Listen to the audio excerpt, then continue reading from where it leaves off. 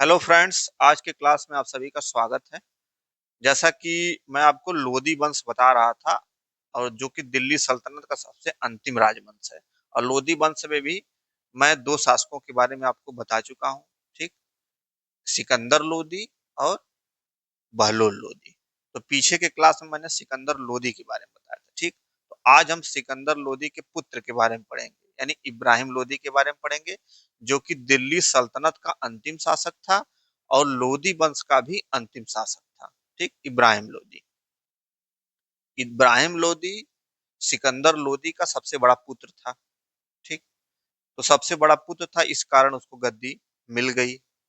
अच्छा, गद्दी मिलने में जो अफगान सरदार थे, सभी अफगान लगभग सभी अफगान सरदारों ने निर्विरोध स्वीकृत किया कि हाँ, इसी को राजा बनाया जाएगा। ठीक, तो सबकी निर्विरोध स्वीकृति से, सभी अफगान सरदारों के निर्विरोध स्वीकृति से इब्राहिम लोदी को राजगद्दी पर बैठा दिया गया।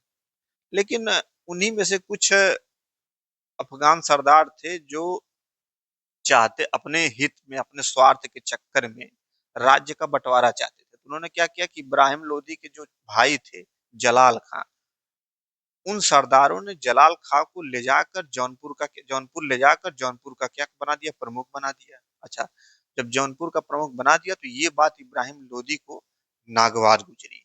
तो इब्राहिम लोदी ने जलाल खां को पकड़कर कैद खाने में कैद करके विष देकर उसको निपटा दिया, मार डाला।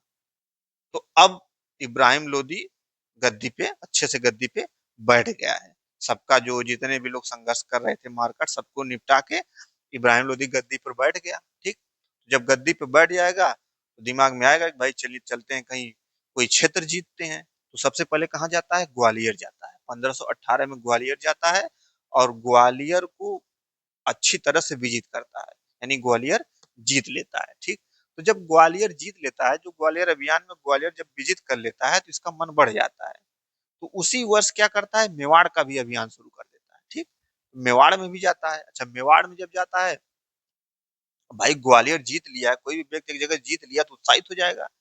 तो ये ग्वालियर की जीत से उत्साहित होकर मेवाड़ अभियान कर देता है। तो मेवाड़ अभियान में जाता है तो वहां पे खतौली है, राजस्थान में जो है, 1518 में, उसी वर्ष बूंदी में राणा सांगा द्वारा ये पराजित हो जाते हैं। यानी राणा सांगा इब्राहिम लोदी को क्या करता है, पराजित कर देता है। अच्छा, जब ये इब्राहिम लोदी पराजित हो जाते हैं तो फिर लौटकर तैयारी वारी करके फिर आते हैं लड़ने के लिए। फिर राजपूत इनको फिर पराजित कर देते हैं। ठीक है। अच्छा,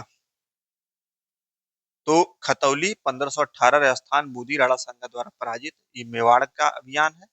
ठीक, ये आप समझ ही गए होंगे। अच्छा,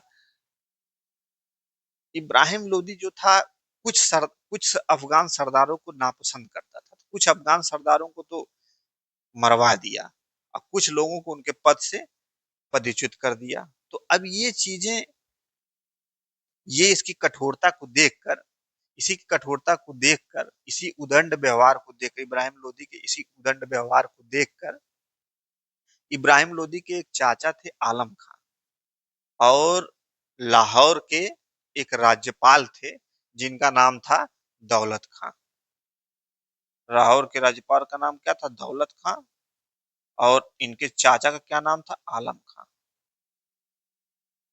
किसके चाचा का? इब्राहिम लोदी के। ये इब्राहिम लोदी के चाचा हैं, ये लाहौर के राज्यपाल हैं। ठीक, तो लाहौर के राज्यपाल, अच्छा, अफगान सरदारों का दमन किया, कुछ लोगों को उनके पद से हटा दिया।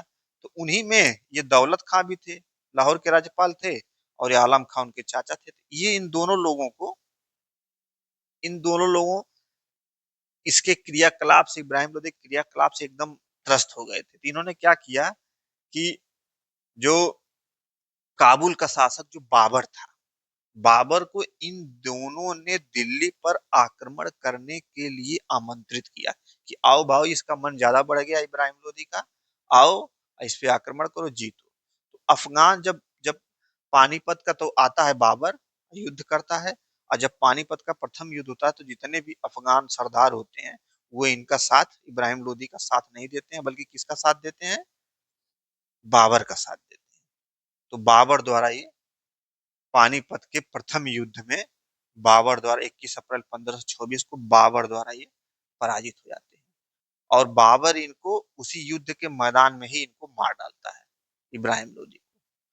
तो ये पूरे मध्यकालीन भारत का ऐसा सुल्तान है जो युद्ध के मैदान में ही मारा गया।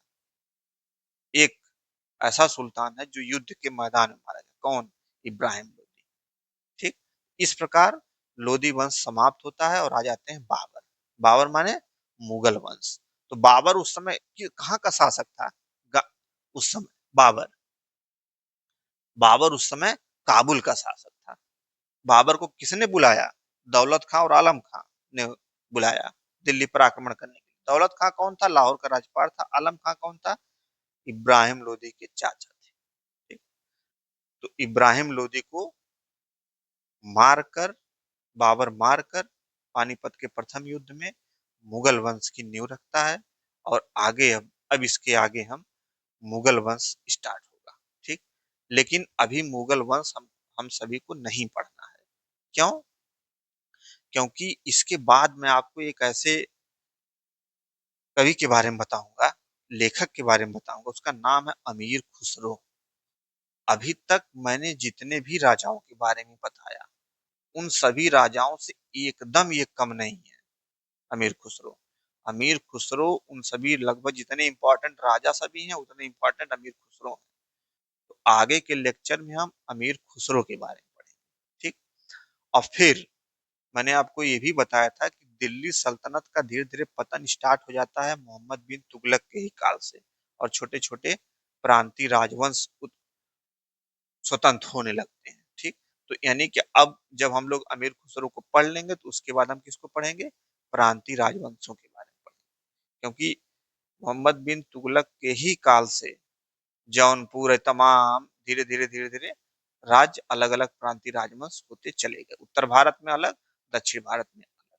ठीक। तो इस लेक्चर के बाद अगले लेक्चर में हम अमीर खुसरो के बारे में पढ़ेंगे जो कि बहुत ही इंपॉर्टेंट है, बहुत इंपॉर्टेंट। अमीर खुसरो को कई सुल्तानों का काल देखा अमीर खुसरो ने। ठीक। तोताए हिंद कहा जाता है अमीर खुसरो को। ये तमाम चीजें हैं लेकिन इसको हम आगे के लेक्चर में पढ़ेंगे। तो मिलते हैं आपसे अगले लेक्चर में। Thank you.